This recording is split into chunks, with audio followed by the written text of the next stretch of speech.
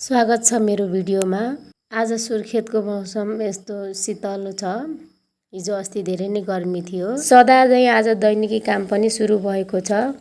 यो बिदाको दिनमा कति काम हुन्छ के, बरु अरू दिन खाना खाएर त काममा जान पाइन्छ राम्रोसँग। यो बिदाको दिनमा त खाना खान पनि समय नमिल्ने के। एक काम भ्याइसकेपछि खाम्ला बन्यो, अर्को काम हुन्छ, अर्को काम भ्याइसकेपछि खाम्ला बनौँ, अर्को काम हुन्छ। यो काम गर्दा गर्दा समय गएको नि थाहा हुन्न क्या। यो अलि छोरीले अलिअलि सघाउँछिन् र अलि त्यति नै सजिलो हुन्छ। सघाउन त छोराले पनि अलिअलि सघाउँछ मलाई।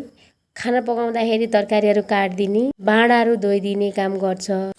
छोरीलाई गर नभनेर आफै गर्ने रहेछन् भने छोराले गर गर भनेर भनिराख्नु पर्ने रहेछ। मलाई त यो लुगा धुँदाखेरि सरगम अचम्मै मनपर्छ के मलाई। हजुरहरूलाई त कुन सरफ युज गर्नुहुन्छ त्यो त मलाई थाहा भयो। मलाई यो सरफ असाध्यै मनपर्छ क्या। बास्ना पनि मिठो आउने, थोरै हाले पनि धेरै लाग्ने, फिज पनि आउने।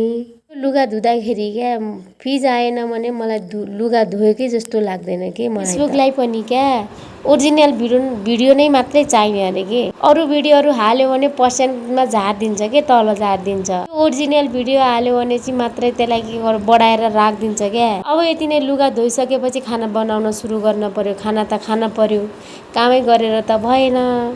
अब यस्तो भिडियो हजुरलाई मनपर्छ भने फलो गर्नुहोला, लाइक कमेन्ट सेयर पनि गर्न नभुल्नुहोला।